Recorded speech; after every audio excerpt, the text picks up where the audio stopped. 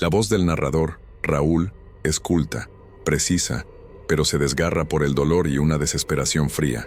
Suena como una confesión grabada en un dictáfono en mitad de la noche. Me llamo Raúl, o mejor dicho, me llamaba Raúl. El nombre pertenece al cuerpo que yace frío en la morgue de la ciudad, el hombre del que todos hablan en susurros compasivos. Pobre Raúl, qué tragedia, un ataque al corazón, tan repentino. ¡Qué idiotas! No fue repentino, y no fue un ataque al corazón. Fue una ejecución, una sentencia dictada por la biología, esa tirana implacable. Y yo, Raúl, ingeniero de precisión, el hombre que construyó puentes capaces de soportar milenios, el hombre que creía en las matemáticas y en la física como los únicos dioses verdaderos. Yo me negué a aceptar la sentencia. Esto no es una confesión, es un testamento, es la crónica de una victoria, porque sigo aquí. Ellos lloran por una cáscara vacía, mientras yo observo. Todo comenzó hace 8 meses, con un dolor sordo, una aguja de hielo bajo mi costilla izquierda, justo donde las matemáticas de mi cuerpo comenzaban a fallar. Al principio, lo ignoré. Era estrés, era la edad, era la humedad. Patricia, mi esposa, mi dulce y ajena Patricia, me decía que trabajaba demasiado. Me preparaba tés, me frotaba los hombros, y yo le sonreía, mientras por dentro la aguja de hielo giraba. Fui al médico, solo. Siempre he enfrentado los problemas estructurales solo. El doctor Morales era un hombre gris, con un escritorio de madera falsa y un título que le daba permiso para pronunciar sentencias de muerte. Me envió a hacerme pruebas, solo para descartar, dijo. La sala de resonancia magnética fue mi primera tumba. El sonido del imán era un martillo industrial, golpeando, gritando, «Estás roto, estás roto, estás roto». 2 días después, estaba sentado de nuevo frente a Morales. Él no me miraba, miraba las imágenes, las sombras en la película. «Raúl», dijo, y su voz era demasiado suave. «Odio la suavidad. La suavidad es para los débiles. Hay una masa en el páncreas. Cáncer. Una palabra tan vulgar, tan biológica, tan sucia, inoperable», añadió, como si fuera una postdata. «Estadio 4 se ha extendido». Le pregunté por las matemáticas. «¿Cuánto?». Él juntó las manos. «Con quimioterapia agresiva podríamos». «¿Cuánto, Morales?». «Sin la tapicería». Respiró hondo. 6 meses. Quizás 8, si responde bien. Pero debe empezar de inmediato. Salí de su consulta. El sol brillaba. El mundo seguía girando. Los idiotas tocaban el claxon en el tráfico. Y yo era un hombre muerto caminando. 6 meses. 180 días. La estructura de mi vida, tan meticulosamente diseñada, se había derrumbado por un error de cálculo en una sola célula. Esa noche, miré a Patricia mientras dormía, su respiración tranquila, el olor a lavanda de su almohada, y sentí rabia, una rabia fría y pura. ¿Cómo se atrevía a dormir tan plácidamente mientras yo me disolvía? ¿Cómo se atrevía el universo a robarme mi casa, mi esposa, mi vida? No le dije nada. No le dije nada a nadie. Empecé la quimioterapia. La enfermedad me debilitaba. El veneno que supuestamente me salvaba, me destrozaba. Perdí peso. Mi cabello, que siempre había sido grueso y oscuro, se volvió ralo y gris. Patricia lloraba en silencio en la cocina, creyendo que no la oía. Su compasión me repugnaba. Era el olor de las flores en un funeral. Mi estudio se convirtió en mi verdadero hogar. El lugar donde mi cuerpo podía pudrirse en paz mientras mi mente buscaba una solución de ingeniería. Si la ciencia física me había fallado, buscaría en otra parte. Mi lógica de ingeniero seguía intacta. El problema no era el yo, el problema era el cuerpo. El hardware fallaba. El software, mi conciencia, mi alma, mi ego, estaba perfectamente intacto. La solución era simple. Una migración de datos. Internet es un océano de locura, pero entre la locura hay islas de verdad olvidada. Empecé a buscar, no curas milagrosas, no charlatanes de hierbas. Busqué transferencia de conciencia, proyección astral permanente, inmortalidad. Las primeras semanas fueron un laberinto de filosofías New Age y basura pseudocientífica.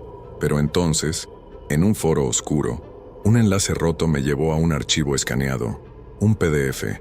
No era un libro moderno, era un grimorio, de oculta filosofía, pero no el famoso de Agripa. Era una versión, anotada, un apócrifo. Las páginas estaban manchadas, la letra en latín era apretada, pero los diagramas eran matemáticos, eran precisos. No hablaba de demonios en el sentido cristiano, hablaba de intercambio, de energías, de cómo el anima es solo un patrón de energía y cómo ese patrón puede ser reimpreso, transferido. Decía que la muerte no es un final, sino un fracaso de la voluntad, y mi voluntad nunca había fallado. El libro describía el ritual. Era complejo, requería una alineación planetaria específica, que según mis cálculos ocurriría en 3 meses.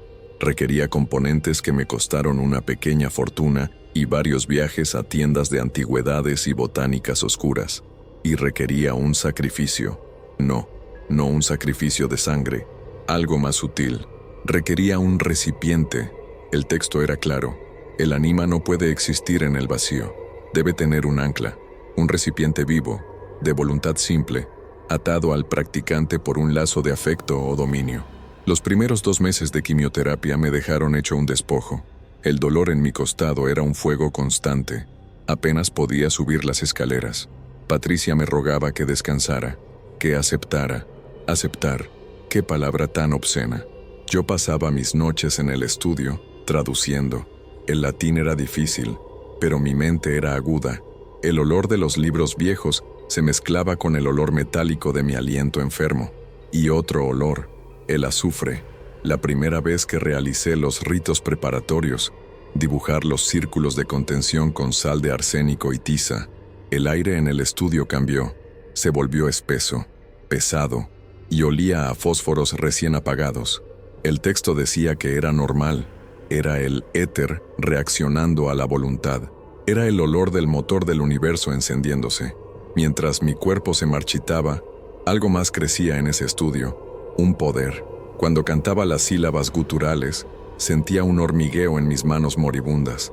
Las luces de mi escritorio parpadeaban, no por un fallo eléctrico, sino al ritmo de mi voz. Estaba funcionando. Ahora necesitaba el recipiente. Mi primer pensamiento, en un destello de crueldad nacido del pánico, fue Patricia, atada a mí por el matrimonio. Pero el texto advertía contra un recipiente de voluntad compleja. Sería una lucha. 2 conciencias en un cuerpo. Una batalla que podría destruir a ambas. No, necesitaba algo más simple. Y entonces, ella entró. Carbono, mi gata, nuestra gata. Una criatura elegante, negra como la brea, con ojos como 2 lunas amarillas. Siempre había sido mi gata. Patricia la alimentaba. Pero Carbono dormía a mis pies. Me seguía al estudio. Se sentaba en mi escritorio, observándome trabajar durante horas con esa paciencia felina, esa quietud que roza la divinidad, un lazo de dominio y afecto, una voluntad simple, perfecta. Empecé a mirarla de otra manera. Ya no era una mascota, era mi bote salvavidas. Mi culpa fue breve, un destello fugaz. ¿Qué era la conciencia de un gato comparada con la mía? Con la mente que había diseñado el Puente Sur, era un intercambio justo. Yo le daba un propósito a su existencia vacía. Ella me daba su hardware. Pasé el último mes preparándola, no con rituales, sino con afecto. La alimentaba yo mismo, filete, salmón. Le hablaba, no como un dueño a una mascota, sino como un rey a su heredero. Le explicaba mis planos. Le leía el grimorio en voz alta. Ella ronroneaba, y sus ojos amarillos me miraban con una devoción absoluta. O eso creía yo. Ahora no estoy tan seguro. Quizás ella siempre supo. Quizás vio la sombra que yo proyectaba. El día llegó. El 28 de septiembre. Yo sabía que era el final. La quimioterapia había fallado. El cáncer era una bestia de fuego en mi abdomen. Había tosido sangre esa mañana. Morales me había llamado, su voz llena de esa piedad falsa, sugiriendo el hospicio. Le colgué. Engañé a Patricia. Le dije que quería pasar el día solo, meditando. Le dije que la amaba. Ella lloró y me besó la frente. Su piel estaba tibia, la mía, fría como el mármol. Vete de compras, le dije. Cómprate algo bonito. Volveré a ser yo mismo pronto. Una verdad a medias. Tan pronto como su coche desapareció por el camino de entrada, me encerré en el estudio. El dolor era tan intenso que tuve que arrastrarme. Cada movimiento era una agonía. Pero el miedo era más fuerte que el dolor. El miedo al vacío, a la nada. Dibujé el círculo final en el centro de la alfombra. Tiza, sal, azufre y 7 gotas de mi propia sangre, negra y espesa. Coloqué las velas en los puntos cardinales. Carbono entró, maullando suavemente. La llamé. Ven, mi pequeña. Es la hora. Se acercó, olfateó el círculo, y luego, como si fuera la cosa más natural del mundo, se acurrucó en el centro exacto y comenzó a lamerse una pata. El ritual debía realizarse al atardecer, la hora de la transición. Encendí las velas. El olor a azufre se volvió sofocante, espeso como el humo de aceite. Cerré las cortinas. La única luz provenía de las llamas y de los símbolos que parecían brillar por sí mismos en el suelo. Me senté frente al círculo, con el libro en mi regazo tembloroso. Comencé el canto. Las palabras eran un error, eran una blasfemia contra la física, eran llaves. La habitación se enfrió. Sentí la temperatura caer 10, 20 grados. Mi aliento salía en vapor. Las llamas de las velas no parpadeaban, se estiraban hacia arriba, volviéndose de un azul pálido. Carbono dejó de lamerse, levantó la cabeza. Sus ojos amarillos se fijaron en los míos. No había miedo en ellos, solo una profunda, insondable quietud. Seguí cantando.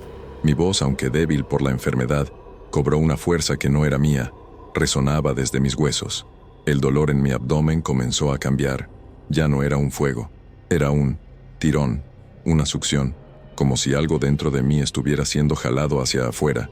Anima vagans, corpus caducum, transfere, muta, permane. Levanté las manos. La gata se puso de pie en el círculo. Su pelaje negro se erizó, no de miedo, de electricidad estática. La habitación entera zumbaba, un sonido bajo, como el de 1.000.000 de insectos. Y entonces la vi, la conexión, un hilo de energía pálida, como una telaraña de luz azul, salió de mi pecho y se conectó con la gata. El dolor desapareció. De repente todo el sufrimiento, los meses de agonía, el fuego del cáncer, se apagaron, como un interruptor. Fui reemplazado por un frío absoluto. Miré mis manos. Estaban azules. Accípeme, vas simplex. Accipe animam. Recíbeme, vasija simple. Recibe el alma. Grité la última palabra. La sensación fue indescriptible. Fue como ser arrancado de raíz. El mundo se desgarró. Vi mi propio cuerpo, sentado en la silla, desplomarse hacia adelante, mi cabeza golpeando el escritorio. Vi mi cuerpo muerto, y al mismo tiempo, el mundo se hizo enorme. Los olores, Dios, los olores.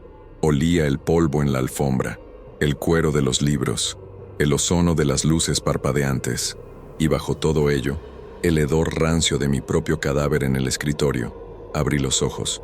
El mundo estaba borroso en los bordes, pero el centro era nítido. Veía en una paleta de colores diferente, grises, azules, y el amarillo brillante de las llamas de las velas. Intenté respirar. El aire entró en pulmones pequeños y eficientes. Miré hacia abajo. Vi patas negras cubiertas de pelo, garras retráctiles. Intenté gritar de triunfo. ¡Estoy vivo! Lo que salió fue un siseo, un sonido gutural, animal, que vibró en mi nuevo pecho. Estaba vivo, pero la confusión, la disonancia, era abrumadora. Mi mente, la mente de Raúl el ingeniero, estaba atrapada dentro del cráneo de un felino. Los instintos primarios de la gata chocaban con mis pensamientos. Hambre, miedo, territorialidad, pero mi conciencia era más fuerte. La aplasté, la subyugué. Yo era Raúl, y este era mi cuerpo ahora. Salté del círculo. El movimiento fue fluido. Aterricé en el suelo y sentí la vibración de la casa a través de las almohadillas de mis patas. Era glorioso. No había dolor. Me acerqué a mi antiguo cuerpo. La cosa en la silla olía a enfermedad y a muerte. Lo olfateé. Era patético. Una cáscara débil. La empujé con mi nueva cabeza. Cayó al suelo como un saco de carne. Me reí. Salió como un gruñido. Escuché el coche. Patricia. Había vuelto. El pánico me invadió, pero era un pánico diferente. No el miedo a la muerte, sino el miedo a ser descubierto. Corrí, me escondí bajo el sofá. Instinto. Oí sus llaves, oí sus pasos. Raúl, cariño, ¿estás bien? Oí la puerta del estudio abrirse, y luego el grito, un grito que duró una eternidad. Observé desde la oscuridad bajo el sofá, vi sus pies corriendo hacia el teléfono, oí sus sollozos histéricos. Mi marido, no respira, creo que está muerto. Sí, pensé, ese hombre está muerto, pero yo estoy aquí. Llegaron las luces rojas y azules. Los paramédicos entraron con sus botas pesadas ensuciando mi casa. Vi cómo envolvían mi viejo cuerpo en una bolsa negra. Mientras se lo llevaban, salí de debajo del sofá. Patricia me vio. Oh, Carbono, pobrecita, tú también lo perdiste. Me agarró, me apretó contra su pecho. Su corazón latía con fuerza. Olía a lágrimas y a miedo. Quise decirle, no llores, idiota, estoy aquí. Estoy más vivo que nunca, pero solo pude ronronear. Esa noche, me senté en el alféizar de la ventana, observando mi casa. Era mía, siempre lo había sido, pero ahora tenía que defenderla. Los días siguientes fueron un infierno de adaptación. El hambre era una demanda constante, la necesidad de dormir era abrumadora, y la frustración de no poder hablar, de no poder manipular, de ser tratado como un animal. Patricia lloraba, sus amigos venían, llenaban mi casa con sus voces lastimeras, y yo los observaba, desde lo alto del refrigerador, desde debajo de la cama, y mi rabia crecía. Esta era mi casa, mi esposa, y ellos la estaban tocando. El día del funeral, me dejaron solo, caminé por la casa, mi casa, salté al escritorio de mi estudio. El círculo se había borrado. Los libros se habían ido, la policía se los había llevado, evidencia, pero yo no los necesitaba. Yo era la prueba viviente. Empecé a explorar las limitaciones de mi nuevo cuerpo y sus ventajas. Podía moverme en silencio, podía entrar en cualquier habitación, podía escuchar todo, pero había algo más. El ritual me había cambiado, no solo a mí, había cambiado al gato. Descubrí que si me concentraba, si recordaba el olor a azufre y las palabras, podía hacer cosas. Una tarde una vecina estaba consolando a Patricia, poniendo sus manos grasientas sobre mi esposa. Odiaba a esa vecina. Me concentré. Recordé el odio, la frialdad. El vaso de agua en la mesa, junto a la mano de la vecina, se deslizó, lenta, deliberadamente, y cayó al suelo haciéndose añicos. La vecina gritó. Patricia jadeó. Yo, desde el pasillo, observé, y sentí el primer destello de verdadero placer desde la transferencia. Pero el cuerpo, este cuerpo de gato, tiene hambre, y la conciencia de Raúl, mi ego, también tiene hambre de control. Y entonces Patricia llamó a su sobrino, a Javier. Lo oí por teléfono. No puedo estar sola, Javier. Por favor, ven a quedarte conmigo. Javier, el hijo de mi hermana, un chico débil, artístico, un soñador, siempre hurgando en mis cosas, siempre con su mirada sensible, un intruso, un hombre joven, durmiendo en mi casa, comiendo mi comida, consolando a mi viuda. Sentí una oleada de territorialidad tan violenta que casi me ahoga. El instinto del gato se mezcló con la furia posesiva de Raúl. No lo permitiría. El día que Javier llegó, yo lo estaba esperando, sentado en las escaleras. Lo vi dejar sus maletas, lo olí. Olía a miedo y a viaje. Nuestros ojos se encontraron. Él vio un gato negro de luto. Y yo vi una amenaza que debía ser eliminada. Mi nombre era Raúl. Esta es mi casa, y no dejaré que nadie me la quite de nuevo. Todo comenzó con un funeral, el de mi tío Raúl. Un ataque al corazón, fulminante, dijeron los médicos. Tenía 58 años, buena salud aparente, y una vida entera por delante con mi tía Patricia. O eso creíamos. Yo estaba en otra ciudad tratando de armar mi propia vida, cuando recibí la llamada de mi tía. Su voz era un hilo delgado, roto por el pánico y una pena tan densa que casi podía olerla a través del teléfono. El funeral fue un borrón gris y húmedo. Lo que recuerdo con más claridad es el silencio. Un silencio que se instaló en el coche de vuelta a su casa. una casa de 2 pisos en un suburbio tranquilo, de esas con césped bien cuidado y vecinos que saludan. Pero ese día, la casa se sentía enferma. «Puedes quedarte en el cuarto de huéspedes el tiempo que necesites, mijo», me dijo Patricia, mientras la luz del atardecer hacía que el polvo flotara como pequeños fantasmas en el vestíbulo. No quiero estar sola», yo asentí. Honestamente, yo tampoco tenía a dónde ir, y la idea de dejarla sola en ese mausoleo de recuerdos me parecía cruel. La casa estaba llena de él, su pipa en el cenicero de la sala, sus pantuflas de cuadros junto al sillón reclinable, su chaqueta colgada en el perchero. Era como si mi tío Raúl estuviera en la habitación de al lado, a punto de salir y preguntar por qué todos estábamos tan serios. Pero la casa estaba vacía, vacía de su risa, vacía de su vida. El aire era pesado, opresivo, cargado con el peso de lo no dicho, de la vida interrumpida. Esa primera noche, apenas dormí. El silencio de la casa no era pacífico, era un silencio que escucha. Al segundo día la conocí, o mejor dicho, la volví a ver. Carbono, así la había llamado mi tío. Una gata negra, elegante y esbelta, con ojos de un amarillo tan brillante que parecían 2 linternas en la penumbra. Yo la recordaba de mis visitas anteriores. Carbono siempre había sido la gata de Raúl. Lo seguía a todas partes. Se acurrucaba en su regazo mientras él leía el periódico y lo esperaba junto a la puerta. Era arisca con los extraños, incluyéndome a mí, pero nunca agresiva, simplemente distante, una sombra leal a su dueño. La encontré acurrucada bajo la mesa de la cocina, un ovillo de oscuridad. «Ahí está», susurró mi tía intentando sonreír. «Pobrecita, ni siquiera ha salido a comer». «Carbono», la llamé suavemente. La gata levantó la cabeza. Sus ojos se fijaron en mí y sentí el primer escalofrío. No había reconocimiento, no había miedo, solo una evaluación fría, calculadora. «Ha estado muy extraña desde lo de Raúl», dijo Patricia, sirviéndose un café que sabía que no se tomaría. «Se esconde Sibila si me acerco. Supongo que está de luto. Los animales sienten, ¿sabes?» Ella lo adoraba. Asentí, pero algo no cuadraba. Lo que vi en esos ojos amarillos no era luto. El luto es dolor, es confusión. Esto era quietud, una quietud antinatural, como el agua de un pozo profundo y oscuro. La gata no se movió. Siguió observándome mientras yo hablaba con mi tía, su cabeza girando lentamente para seguir mis movimientos. Era como ser observado por una cámara de seguridad viva. Esa noche la oí, un leve arañazo en el pasillo, pero cuando abrí la puerta, no había nada, solo el pasillo vacío y la sensación de que algo acababa de escabullirse de mi vista. La primera noche fue inquietante, la segunda fue el comienzo del verdadero terror. Me desperté de golpe. No hubo ningún ruido, ningún grito. Fue la ausencia de ruido lo que me sacó del sueño. La casa estaba en silencio absoluto, ese silencio de las 3 de la madrugada que se siente espeso, como terciopelo negro. Abrí los ojos.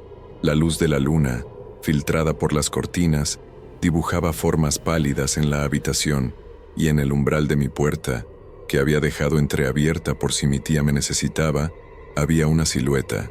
Era Carbono. Estaba sentada, perfectamente inmóvil, una estatua de obsidiana.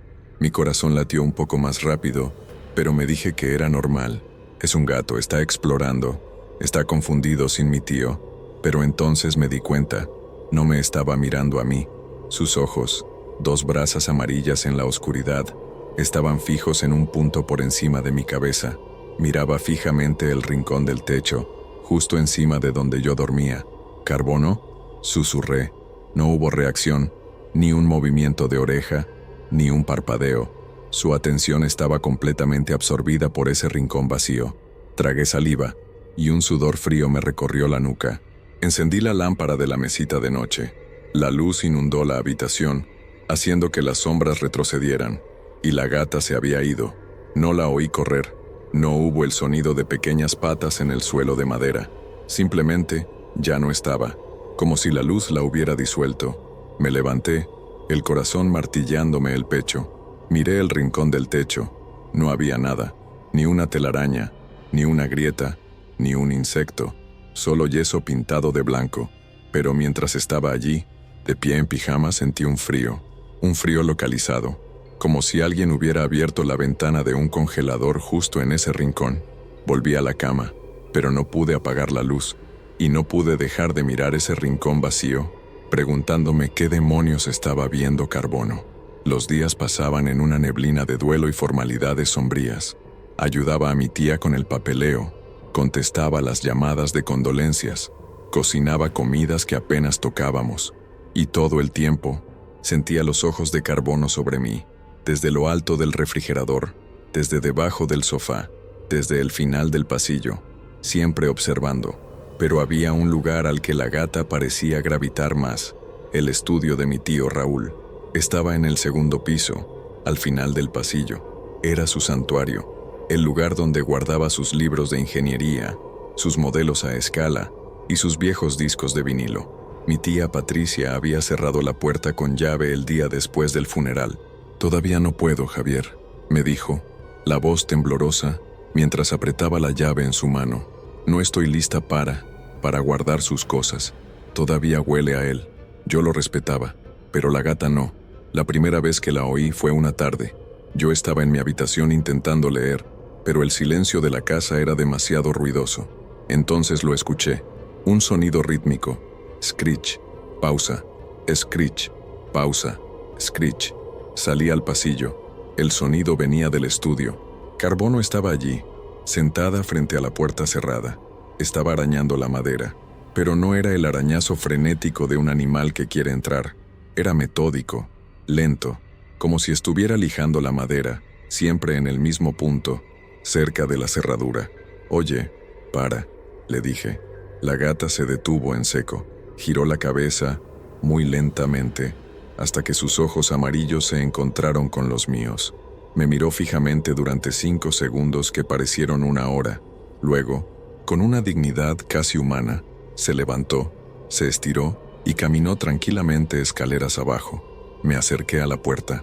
El olor a polvo y a los libros de mi tío se filtraba por debajo, pero había algo más, un olor débil, casi imperceptible, que no pude identificar, algo agrio, como a metal oxidado. Me encogí de hombros, atribuyéndolo a la falta de ventilación, pero no pude quitarme de la cabeza la imagen de ese arañazo rítmico y deliberado. No estaba tratando de entrar, parecía que estaba tratando de salir. Pasó una semana, y entonces me di cuenta de algo que me heló la sangre más que cualquier ruido en la noche. La gata no hacía ruido, me refiero a que no hacía ningún ruido de gato. Al principio no le di importancia, pero mientras estaba sentado en la cocina, viendo a mi tía remover su café sin vida, me golpeó la realidad.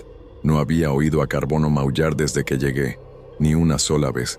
No más maullidos para pedir comida, no más ronroneos cuando mi tía intentaba acariciarla, intentos que ahora eran siempre recibidos con una quietud pétrea, no más pequeños gorjeos al ver un pájaro por la ventana. La gata se había vuelto muda. «Tía», le dije, tratando de sonar casual, «¿Carbono ha estado comiendo bien?» «Sí, creo que sí», dijo ella distraída. «Deja el plato vacío. Es que no la he oído maullar. ¿Es normal?» Patricia se encogió de hombros.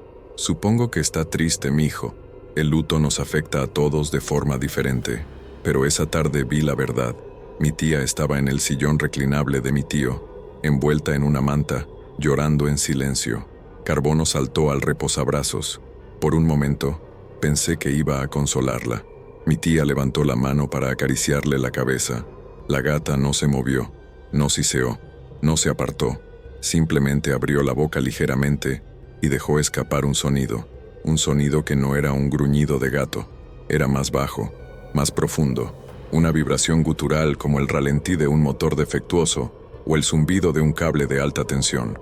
Un sonido que parecía decir, «No me toques». Mi tía retiró la mano como si se hubiera quemado. «Ay, Carbono, ¿por qué estás así conmigo?» Pero la gata ya no la miraba. Sus ojos estaban fijos en mí que observaba desde el marco de la puerta. El gruñido sordo se detuvo, y supe, con absoluta certeza, que ese sonido no era para mi tía. Era una advertencia. Para mí, las cosas empezaron a escalar. Pequeños incidentes que por sí solos podrían atribuirse al estrés, al duelo o a la simple mala suerte. Pero juntos, pintaban un cuadro inquietante. La primera vez fue con mi vaso de agua. Siempre dejo un vaso en mi mesita de noche. Lo dejé, como siempre, en el centro, lejos del borde. A la mañana siguiente, me desperté con el sonido de mi tía gritando mi nombre. El vaso estaba en el suelo, hecho añicos. El agua había empapado la alfombra y, curiosamente, había arruinado el libro que estaba leyendo, que estaba a 1 metro de distancia. «Javier, ten más cuidado», me regañó suavemente. «Debiste golpearlo dormido». Yo sabía que no lo había hecho, y cuando levanté la vista, la vi, Carbono, sentada en lo alto de mi armario, observando la escena con su habitual quietud impasible. Luego fueron mis llaves. Me estaba preparando para salir a la farmacia a buscar una receta para mi tía. Mis llaves no estaban en el cuenco junto a la puerta donde siempre las dejo. Busqué durante 20 minutos. Mi tía, exasperada, me ayudó. Revisamos mis bolsillos, el baño, la cocina. Nada. «No pueden haberse esfumado», exclamé frustrado. «Espera», dijo mi tía. Se dirigió al perchero del vestíbulo donde colgaba la vieja chaqueta de mi tío Raúl. Metió la mano en el bolsillo. Y allí estaban, mis llaves. «Qué raro», dijo ella. «Debiste guardarlas ahí por error. Yo nunca había tocado esa chaqueta». Pero el peor incidente fue con la foto. Había una foto enmarcada de mi tío y mi tía en la repisa de la chimenea. Era del día de su boda. Una tarde, mientras mi tía dormía la siesta, yo estaba en la sala de estar. Carbono estaba en la alfombra, aparentemente dormida. De repente, sin previo aviso, saltó a la repisa. Se quedó allí 1 segundo, miró la foto y luego, con un movimiento deliberado de su pata, la empujó al suelo. El cristal se hizo añicos. «No», grité. La gata saltó al suelo y me miró. Juro por Dios que en sus ojos había una chispa de satisfacción. Corrió escaleras arriba justo cuando mi tía entraba, despertada por el ruido. Vio la foto rota. Su rostro se descompuso y rompió a llorar. Mientras la consolaba, recogiendo los trozos de su felicidad rota, miré hacia las escaleras.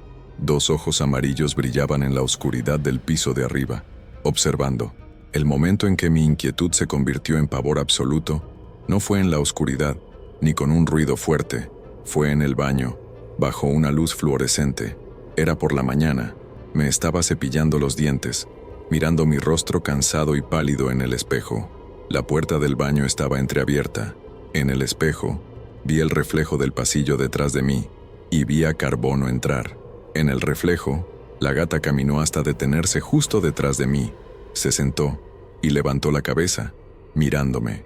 Pero no estaba mirando la parte de atrás de mi cabeza.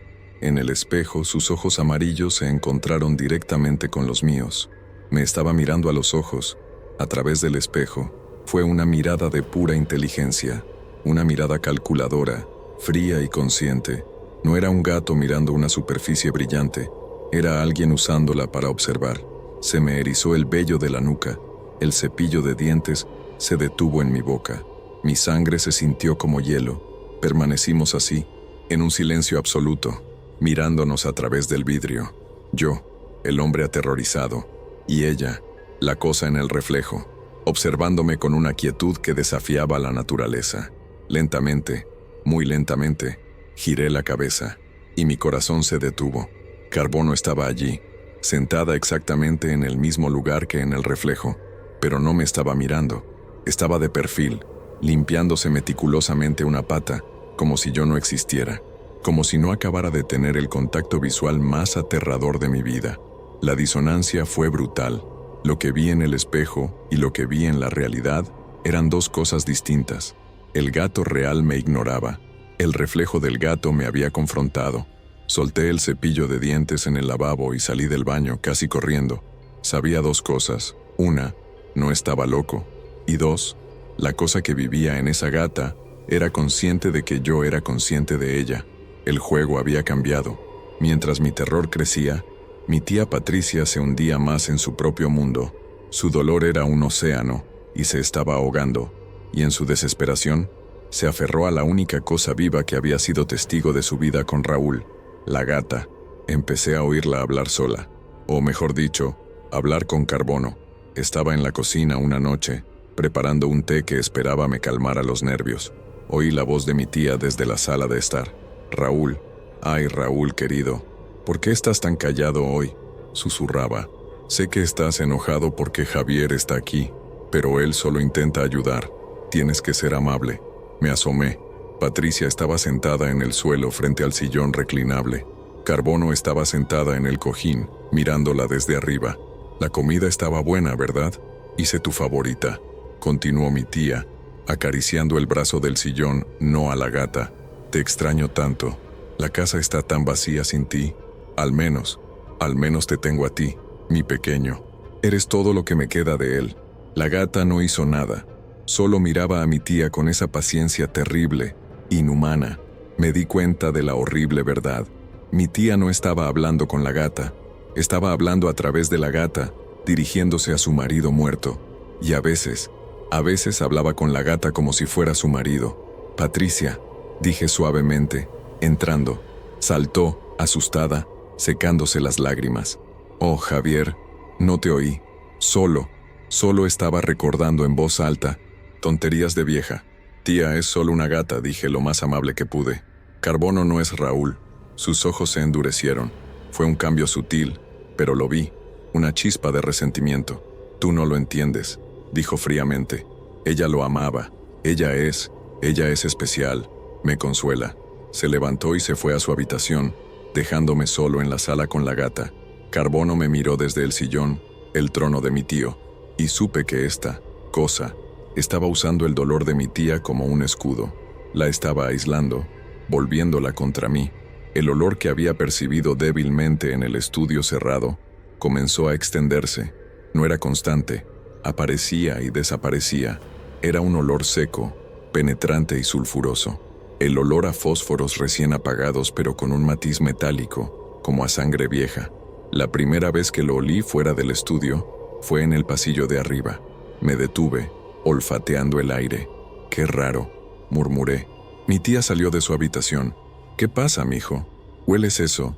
«¿Cómo? ¿Quemado?» Ella olfateó profundamente. «Huele a cerrado, a polvo. Esta casa necesita ventilarse». No, esto no era polvo. Era químico. Era impuro. El olor parecía seguir a la gata. Una tarde, Carbono pasó junto a mí en las escaleras, y la estela de su movimiento trajo consigo esa bocanada de azufre. Me hizo retroceder, pero el epicentro seguía siendo el estudio. El olor era más fuerte junto a esa puerta cerrada. Se filtraba por el ojo de la cerradura, por debajo del marco. Empecé a tener dolores de cabeza, sueños extraños, pesadillas de estar atrapado en la oscuridad mientras algo arañaba rítmicamente la madera, cada vez más cerca. Empecé a asociar el olor con su presencia. A veces me despertaba en mitad de la noche, y lo primero que notaba era ese hedor a fósforos quemados. Sabía, sin tener que mirar, que ella estaba allí, sentada en el umbral o en lo alto del armario, observándome en la oscuridad. El olor era su firma, la marca de su territorio, y estaba reclamando la casa, habitación por habitación. Tenía que saberlo. Tenía que enfrentarme a ella, no como un hombre asustado, sino como alguien que busca respuestas. Necesitaba tocarla, ver si seguía siendo un animal de carne y hueso. Mi oportunidad llegó una tarde. Mi tía estaba en el jardín, podando sus rosas muertas. Carbono estaba en el rellano de la escalera, sentada bloqueando el paso como un guardián. Subí las escaleras lentamente. Me detuve a 2 escalones de ella. «Carbono», dije. Mi voz sonó extraña en el silencio. La gata levantó la cabeza. Sus ojos eran opacos, sin vida. «¿Qué eres?», susurré. Extendí la mano muy despacio. Mi plan era simple: tocarla, acariciarla, sentir su pelaje, su calor, probarme a mí mismo que era solo un gato afectado por el trauma. Mi mano se acercó, a 30 centímetros, a 20, a 10, y entonces se detuvo. No porque yo quisiera, se detuvo en el aire. No toqué nada físico, pero sentí una resistencia. Era como tratar de juntar los polos iguales de 2 imanes potentes. Una presión en el aire, una estática que me erizaba los pelos del brazo. Era un muro invisible, pero palpable. Empujé un poco. El aire se sentía espeso, casi sólido. La gata no se movió, no gruñó, no siseó, solo me miró. Y sus ojos, Dios mío, sus ojos, ya no eran ojos de gato, Eran viejos, antiguos, llenos de un conocimiento cansado y un desprecio tan profundo, tan absoluto, que me quemó hasta el alma. Era el odio de algo que ha visto caer imperios, algo que considera a los humanos como insectos ruidosos. En esos ojos vi la inteligencia fría que había visto en el espejo, pero magnificada 1000 veces. Era una conciencia pura, atrapada, y estaba furiosa. Retiré la mano como si el aire me hubiera quemado. Mi palma hormigueaba. La gata parpadeó, lentamente, un gesto casi burlón. Se levantó, se estiró con una pereza insultante y bajó las escaleras, rozando mi pierna al pasar. El contacto fue como un choque eléctrico, y el olor a azufre me golpeó con fuerza. Me quedé temblando en la escalera, agarrándome a la barandilla. Ya no había duda, eso no era un gato, y mi tío Raúl no había muerto de un ataque al corazón. Esa noche, el terror dejó de ser un juego de sombras y olores, se volvió físico. Me desperté con una sensación de ahogo. Era diferente a la vez anterior. No era solo el silencio, era un peso opresivo sobre mi pecho. Abrí los ojos. La habitación estaba en penumbra, y la silueta de Carbono estaba allí, pero no estaba en la puerta, no estaba en el armario, estaba sobre mí, estaba sentada directamente sobre mi pecho, una masa oscura y pesada que me dificultaba la respiración. Estaba completamente inmóvil y su peso se sentía incorrecto. No era el peso de un animal de 4 kilos, se sentía como un bloque de cemento. Intenté moverme, no pude. Intenté gritar, no pude. Estaba paralizado. Era una parálisis del sueño, pero 1000 veces más vívida, más real. Podía sentir el calor de su cuerpo a través de mi pijama. Podía sentir la vibración de ese gruñido sordo, ese zumbido de motor, retumbando directamente en mi esternón. Levanté la cabeza con un esfuerzo titánico. Nuestros rostros estaban a centímetros de distancia. Sus ojos amarillos brillaban en la oscuridad, fijos en los míos. Y entonces abrió la boca.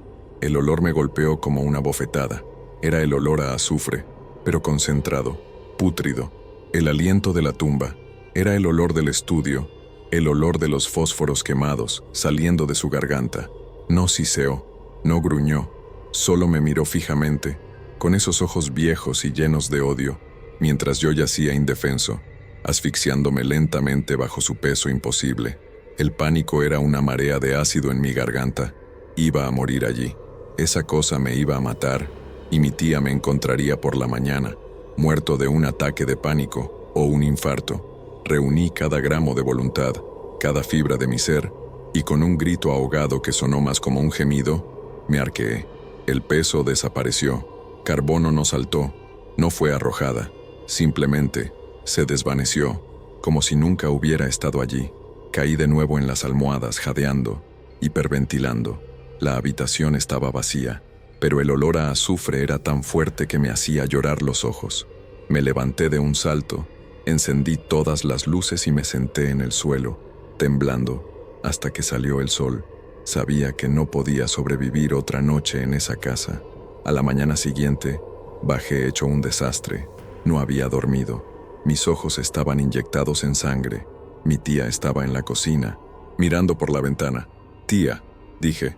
Mi voz era ronca. «Buenos días, mijo. ¿No dormiste bien?» No era una pregunta. «Tía, tenemos que hablar. Sobre Carbono». Ella se tensó. Se dio la vuelta lentamente.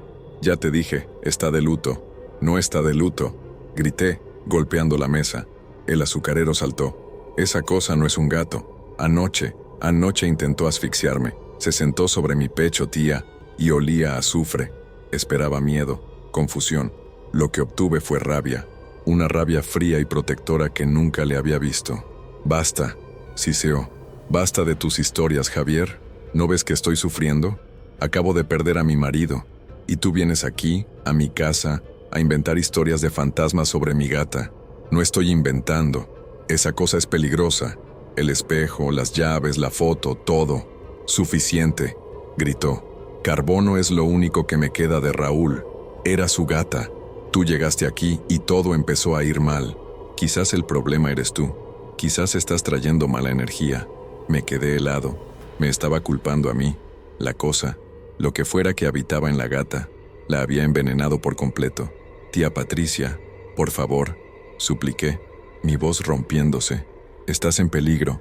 El único peligro aquí eres tú, con tus ideas locas, tratando de quitarme lo último que amo, dijo, su voz goteando veneno. Si no te gusta esta casa, si no puedes respetar la memoria de mi marido, la puerta es muy grande, me abofeteó. No físicamente, pero sus palabras dolieron más. Me di cuenta de que estaba solo. Ella había elegido la ilusión, la locura reconfortante sobre la horrible verdad, y yo no podía salvarla si ella no quería ser salvada. Pero no podía irme, no podía dejarla con eso. Tenía que saber qué había en ese estudio. Era la única manera. La llave. Mi tía la guardaba en el bolsillo de su bata. Esa tarde, la oí hablar por teléfono con su hermana, llorando. Dijo que iba a salir un rato, a caminar, a despejarse.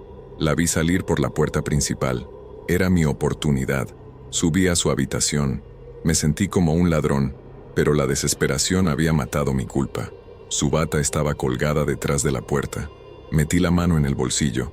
Allí estaba, una pequeña llave de latón. Mi corazón latía con fuerza mientras subía al segundo piso. El olor a azufre era más fuerte que nunca, como una advertencia. Me paré frente a la puerta del estudio. La gata no estaba a la vista. Metí la llave en la cerradura. Giró con un clic que sonó como un disparo en el silencio. Empujé la puerta. El olor me golpeó como un muro físico. Azufre y polvo. El aire estaba viciado, muerto. Entré. El estudio estaba impecable.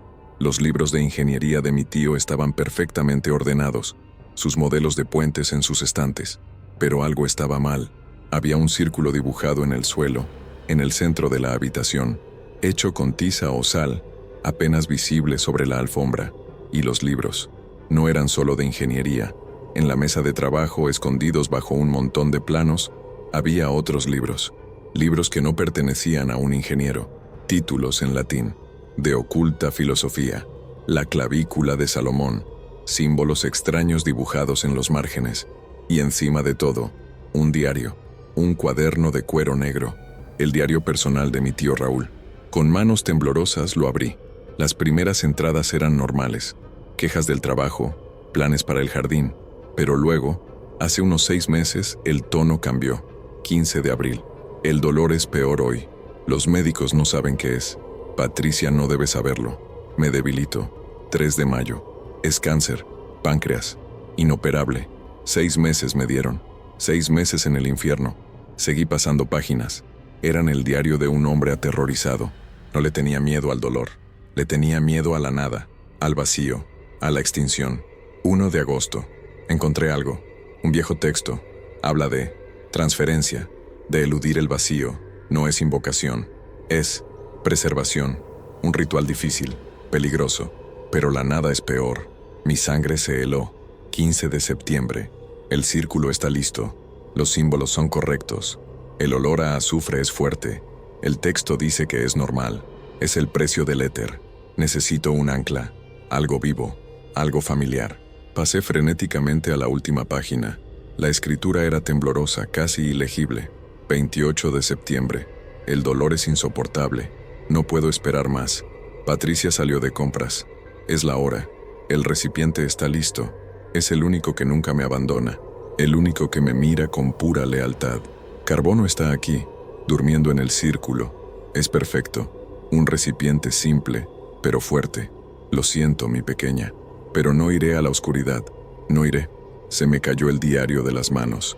No, mi tío Raúl no estaba invocando un demonio.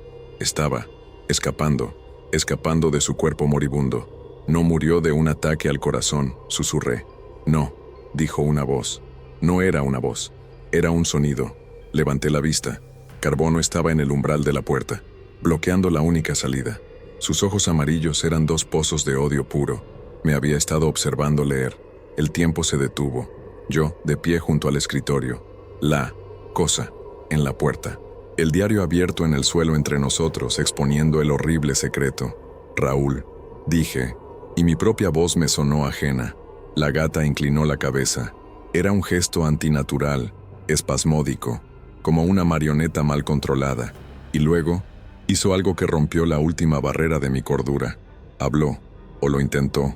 Su boca se abrió, pero el sonido que salió no fue un maullido, fue un carraspeo seco, gutural, un intento de formar palabras con una laringe que no estaba diseñada para ello. Sonó como, Javier. Era un susurro de papel de lija.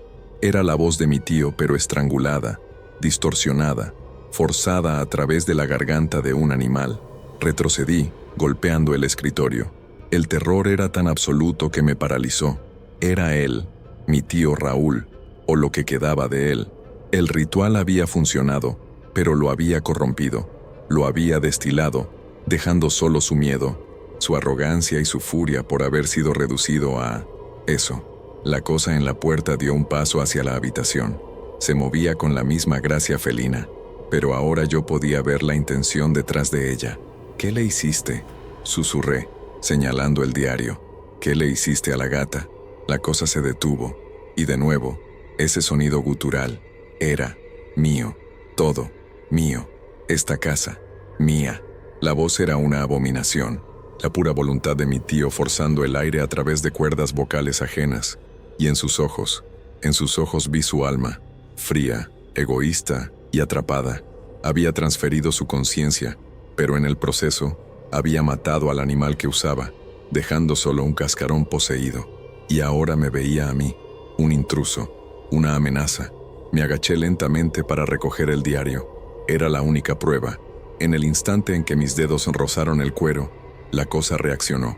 No fue un ataque de gato. No hubo garras, ni siseos, ni mordiscos. Fue un ataque de fuerza bruta. La cosa en el cuerpo de carbono se agachó y se lanzó. Cruzó los 3 metros del estudio en menos de un segundo. Pero no saltó a mi cara, saltó a mi pecho. El impacto fue imposible. No eran los 4 kilos de un gato. Se sintió como si me hubiera golpeado una bola de boliche lanzada a toda velocidad. Me golpeó con una fuerza sólida, sobrenatural, que me arrancó el aire de los pulmones. Salí despedido hacia atrás. Mi espalda chocó contra la estantería. Los libros y los modelos de mi tío cayeron sobre mí. El dolor fue agudo. Caí al suelo, sin aliento, con estrellas bailando frente a mis ojos. Y en ese mismo instante, la bombilla del techo explotó. No parpadeó. Explotó en una lluvia de vidrio. La habitación se sumió en una oscuridad casi total, iluminada solo por el débil rectángulo de la puerta que daba al pasillo. Estaba en el suelo, herido, en la oscuridad total. Con eso, oí un golpe sordo cuando aterrizó. Y luego, el gruñido. Ese gruñido bajo, vibrante, que no era un gruñido, era el sonido del odio puro. Venía de algún lugar cerca de la puerta. Me estaba bloqueando. Me arrastré buscando el diario, pero mis manos solo encontraron vidrio roto y fragmentos de madera de los modelos. «Tío Raúl, basta», jadeé. El gruñido se intensificó y oí el tut de sus patas en la alfombra. Se estaba moviendo. No podía verlo, solo podía oírlo y olerlo. El azufre era sofocante, llenaba mis pulmones. Me estaba acechando en la oscuridad de su propio estudio. El pánico me dio fuerzas. No iba a morir allí. Me puse en pie de un salto, ignorando el dolor en mi espalda, y corrí a ciegas hacia la luz de la puerta. Choqué contra algo, el escritorio. Lo rodeé y me lancé al pasillo. Justo cuando cruzaba el umbral, sentí un dolor agudo en el tobillo. Miré hacia abajo. La gata se había aferrado a mí, pero no con sus garras. Había mordido el cuero de mi zapato, y la fuerza de su mandíbula era de nuevo imposible. La pateé.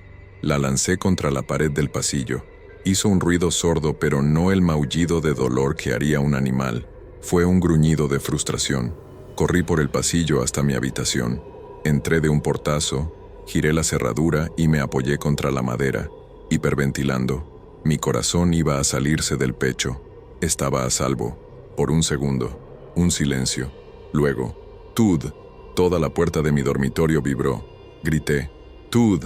No estaba arañando, no estaba tratando de girar el pomo, estaba lanzando su cuerpo contra la puerta, y cada impacto sonaba como si un hombre adulto estuviera intentando derribarla a golpes.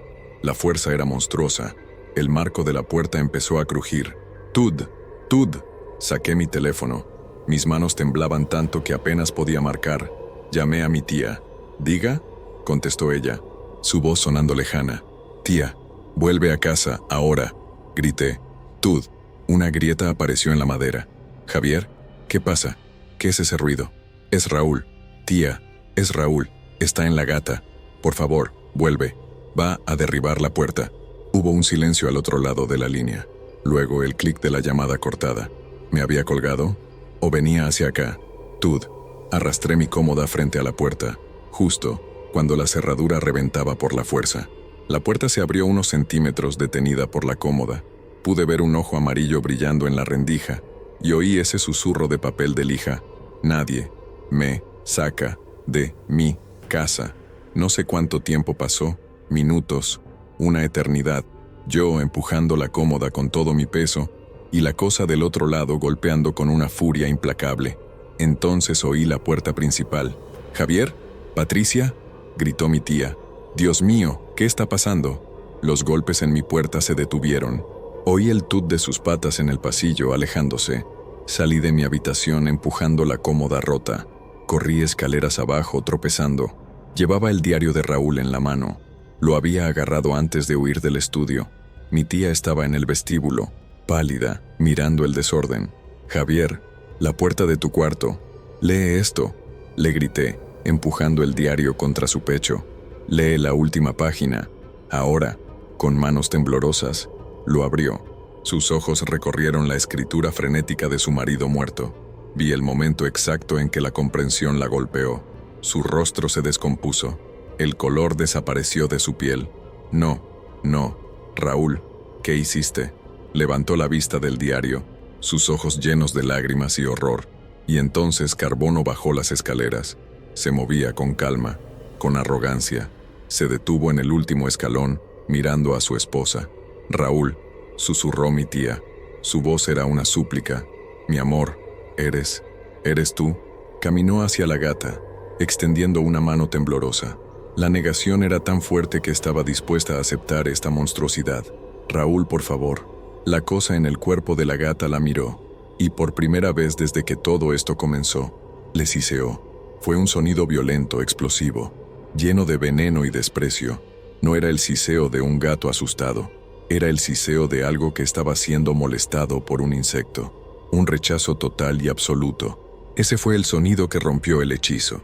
El amor en el rostro de mi tía se convirtió en terror puro. Vio la verdad. Lo que la miraba desde los ojos de su mascota no era el hombre que amaba, era una cosa, una abominación egoísta que había profanado su propio hogar y el recuerdo de su amor. «Tú», susurró ella, «tú no eres él». La gata se agachó, lista para saltar sobre ella. «No», gritó Patricia. La música de tensión se desvanece en un zumbido ambiental inquietante. No hubo un exorcismo, no hubo un ritual de purificación. No hubo una gran batalla. Lo que pasó después fue más tranquilo y, de alguna manera, más aterrador. Cuando mi tía gritó, «No», lo hizo con la autoridad de la dueña de la casa, la autoridad de la viuda. La cosa se detuvo. Nos miró a los dos, acurrucada en el escalón. Su odio era palpable, pero algo en el grito de mi tía la había contenido. Esa noche no dormimos. Nos sentamos en la cocina con la puerta cerrada, el diario sobre la mesa entre nosotros. No hablamos, solo escuchábamos. Oímos a la cosa moverse por la casa, el arañazo rítmico en la puerta del estudio, el sonido de algo siendo arrojado en la sala. Estaba teniendo una rabieta, estaba atrapada. Finalmente, amaneció. El silencio que cayó sobre la casa al amanecer era diferente. No era pesado, estaba vacío. Salí de la cocina. El pasillo estaba en silencio. Fui a mi habitación, cogí mi maleta, no podía quedarme. Cuando bajé, mi tía estaba de pie junto a la puerta principal. La puerta estaba abierta. El aire fresco de la mañana entraba, llevándose el último rastro de azufre. Parecía que había envejecido 100 años. «Tía», empecé. «Se fue», dijo ella, con la voz muerta. No me miraba, miraba hacia la calle. «¿Qué?». Abrí la puerta, hace 1 hora. Se quedó allí 1 minuto, mirándome, y luego, simplemente se fue. Cruzó el césped y desapareció. La miré. ¿Así nada más? Necesitaba irse, dijo. Ya no era su casa. Sentí un alivio tan inmenso que casi me caigo. Se había acabado. Ayudé a mi tía a limpiar el desorden. Clavamos una tabla sobre la puerta rota de mi habitación. Guardamos el diario en una caja. Ninguno de los dos quería volver a verlo. Me quedé 2 días más. La casa estaba en silencio, pero era un silencio bueno, el silencio de la recuperación. Llegó el día de irme. Metí mi maleta en el coche. Abracé a mi tía. ¿Estarás bien?, le pregunté. Estaré. Sola, dijo ella. Pero eso es mejor que lo que tenía. Gracias, Javier. Asentí. Subí al coche y arranqué. Mientras me alejaba por la calle tranquila, miré por el espejo retrovisor. Mi tía seguía en el porche, una figura pequeña y frágil. Entonces, mi mirada se desvió hacia el otro lado de la calle. Debajo de un poste de luz, a unos 50 metros de distancia, había una figura negra. Era Carbono. Estaba sentada perfectamente inmóvil sobre el césped de un vecino, y me estaba observando. Incluso a esa distancia, podía sentir sus ojos. La misma quietud, la misma paciencia inhumana. No se estaba escondiendo, no estaba huyendo, estaba esperando. Pisé el acelerador y no miré atrás. Dejé esa ciudad. Mi tía vendió la casa un mes después. Nunca volvimos a hablar de ello. Pero a veces, por la noche, cuando el silencio es demasiado profundo, me despierto con un olor fantasma, el olor a fósforos quemados, y me pregunto cuánto tiempo puede vivir un gato, o cuánto tiempo puede una conciencia esperar en la oscuridad, buscando un nuevo hogar. Han pasado 5 años. 5 años, 2 meses y 14 días desde que conduje alejándome de la casa de mi tía Patricia, con la imagen de esa cosa, sentada bajo el poste de luz, grabada a fuego en mi espejo retrovisor. 5 años. Uno pensaría que es tiempo suficiente para que las pesadillas se desvanezcan, para que el olor a azufre deje de ser una memoria olfativa permanente, tiempo suficiente para convencerte a ti mismo de que fue un episodio de psicosis compartida, un folie à deux nacido del dolor, el estrés y una casa vieja y polvorienta. Ojalá pudiera decir que lo logré. Me mudé, inmediatamente, no solo de ciudad, sino de país. Crucé el océano. Ahora vivo en un lugar donde los suburbios frondosos son reemplazados por el acero y el cristal. Vivo en un piso 17, en un edificio minimalista donde las paredes son de hormigón pulido y las ventanas van del suelo al techo. No hay áticos polvorientos, no hay sótanos húmedos, no hay mascotas. Está explícitamente prohibido en el contrato de arrendamiento. No salgo mucho, trabajo desde casa. El mundo exterior se ha vuelto ruidoso, demasiadas variables, demasiadas sombras en movimiento. Desarrollé lo que los médicos, en su infinita sabiduría de manual, llaman ailurofobia severa, miedo a los gatos. Qué palabra tan simple, tan clínica, para describir el terror absoluto que me provoca ver una silueta felina. No puedo ver un comercial de comida para gatos, no puedo ver un documental sobre la naturaleza. Mi terapeuta, una mujer paciente llamada doctora Méndez, intentó la terapia de exposición. Me mostró la foto de un gatito, un pequeño ovillo de pelo blanco. Tuve un ataque de pánico tan severo que tuvieron que sedarme. Ella cree que el gato, Carbono, es un símbolo, un receptáculo para el trauma de la muerte de mi tío, de ver a mi tía colapsar. Yo sé la verdad. El receptáculo era el trauma. Mi tía Patricia nunca se recuperó. La puse en una buena residencia. El dinero de la venta de la casa lo cubrió. La visité 2 veces después de mudarme. La primera vez, me agarró del brazo con una fuerza que me recordó a la de mi cómoda siendo golpeada, y me susurró: «No le digas que estoy aquí. El hombre del abrigo negro me está buscando». La segunda vez, no me reconoció. Estaba sentada frente a una ventana apagada, meciéndose. Le pregunté cómo estaba. Ella solo sonrió, una sonrisa vacía, y dijo: «¿Has visto a Raúl? Tenía un gato tan bonito, pero creo que el gato se lo comió. Dejé de visitarla. Murió hace 1 año. Neumonía, dijeron. Pero yo sé que murió de agotamiento.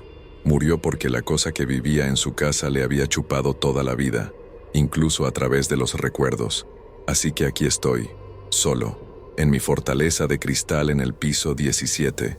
Me digo a mí mismo que estoy a salvo. El olor a azufre se fue.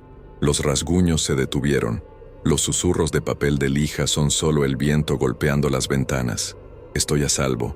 Eso es lo que me decía hasta el martes pasado. Vivo en un edificio limpio, pero esto sigue siendo una ciudad. Y las ciudades tienen plagas. Ratas en los sótanos, palomas en los tejados. Es inevitable. Hace una semana empecé a oírlo. Un sonido, débil, dentro de las paredes. Screech. Pausa. Screech. Pausa. Vivo en un edificio de hormigón. No hay huecos de madera. Llamé al superintendente. Señor Ortiz, son las tuberías, me dijo, con ese tono de cansancio de quien ha lidiado con demasiados inquilinos neuróticos. Es el asentamiento del edificio, el calor, pero el sonido no seguía las tuberías. Parecía moverse. Por la noche lo oía sobre mi cabeza, en el hueco del techo falso donde están las luces. Screech, screech. Y entonces, el olor volvió.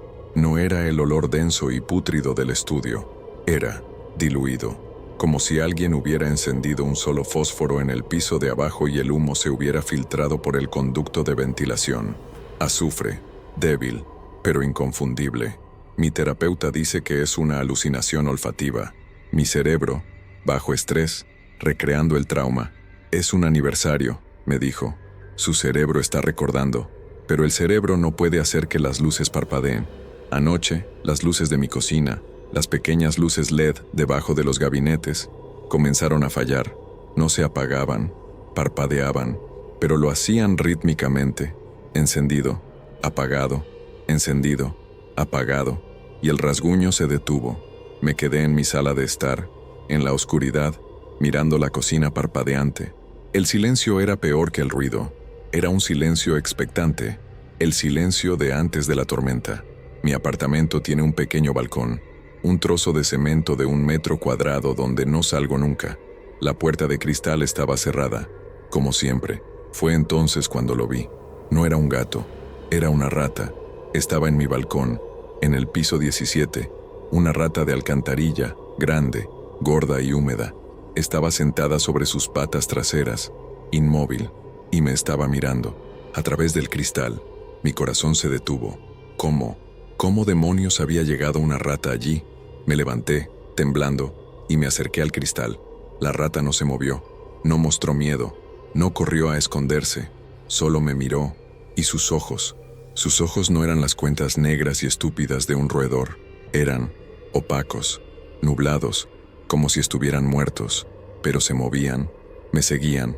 Golpeé el cristal, largo, no se inmutó, y entonces inclinó la cabeza, lentamente, con ese mismo gesto antinatural, espasmódico que vi en la gata. Retrocedí ahogando un grito. No es posible. El diario, la transferencia. Mi tío había usado al gato porque era suyo, porque era familiar. Esto es solo una rata. Y mientras pensaba eso, el olor a azufre se intensificó. No venía de la ventilación, venía de la rata. Raúl, susurré. La rata abrió la boca. No salió ningún sonido, solo un pequeño soplo de vapor en el cristal frío de la noche. Me di la vuelta. Corrí al teléfono para llamar a seguridad, a control de plagas, a la policía, no lo sé. Y cuando volví a mirar, la rata se había ido. Pero había algo en el cristal, una mancha, una huella grasienta donde había estado sentada. Pasé la noche en vela, con todas las luces encendidas. El screech volvió, pero ya no estaba en las paredes. Estaba en mi puerta principal. Screech. Pausa. Screech. No era el arañazo de un animal. Era el sonido de la portada de un libro. El sonido del cuaderno de cuero de mi tío siendo arrastrado por el suelo. Screech. Screech. Me senté en el suelo de mi sala, abrazando mis rodillas, escuchando. ¿Estaba afuera? ¿En el pasillo? No. El sonido venía de adentro. Venía del armario del vestíbulo, donde guardo mis abrigos. El pánico me ahogó. Me levanté. Agarré un cuchillo de la cocina. ¿Qué había allí? ¿La rata? ¿Había entrado? Abrí la puerta del armario de un tirón. Nada. Solo mis abrigos y zapatos. Pero el olor a azufre era abrumador. Y en el suelo del armario, en el polvo, había huellas. Pequeñas huellas de rata que iban hacia el fondo del armario y desaparecían, como si hubieran atravesado la pared. Y entonces lo entendí. Carbono está muerta. Por supuesto que sí. El cuerpo de un gato no dura 5 años con esa cosa, quemándolo por dentro. El recipiente se rompió, pero la conciencia de Raúl el alma egoísta y aterrada de mi tío. No murió con el gato, es energía, y la energía no se destruye, solo se transfiere. Carbono fue el primer recipiente, el recipiente de lujo, el que eligió, pero ahora está desesperado, y está usando lo que puede. No es un animal, son todos. Las ratas en las paredes, las palomas en el techo, los insectos en las tuberías. Es un parásito que ha infestado la ciudad, ha estado buscándome durante 5 años. Y las criaturas olvidadas, las plagas que viven en la oscuridad de los edificios, son sus ojos y sus oídos. Me ha encontrado. Estoy escribiendo esto, o grabándolo, no lo sé. Necesito que alguien lo sepa. El rasguño en la puerta se detuvo hace 1 hora. El silencio es total, pero sé que no se ha ido. Hace 5 minutos, algo golpeó la ventana de mi balcón. No era la rata, era un cuervo, un pájaro negro y brillante. Aterrizó en la barandilla, y me miró, y sus ojos, Dios, sus ojos, no eran negros, eran amarillos. 2 linternas amarillas y brillantes, llenas de un odio antiguo y una inteligencia fría. Los mismos ojos que me miraron desde el cuerpo de carbono. Está aquí, está afuera, y está usando un cuerpo nuevo, más fuerte, con alas. Acaba de golpear el cristal. Toc, no está tratando de entrar, está saludando. Y ahora, desde el pasillo, oh Dios, desde el pasillo de mi edificio, oigo un maullido débil, el maullido de un gato hambriento, perdido, justo afuera de mi puerta. No se ha transferido al cuervo. El cuervo es solo un mensajero. Se ha encontrado un nuevo hogar. El olor a azufre se está filtrando por debajo de mi puerta, y oigo el maullido de nuevo, pero esta vez se está convirtiendo en ese zumbido, ese gruñido de motor defectuoso. 5 años, y todo lo que hice fue correr en círculos. No puedes escapar de algo que no necesita puertas. No puedes esconderte de algo que puede usar los ojos de cualquier criatura olvidada. El teléfono está muerto. Las luces acaban de apagarse. Solo queda la luz de la pantalla y los 2 ojos amarillos en mi balcón, observando, y el sonido. El sonido de ese susurro de papel de lija atravesando la madera de mi puerta de seguridad. Javier, nadie me saca de mi casa.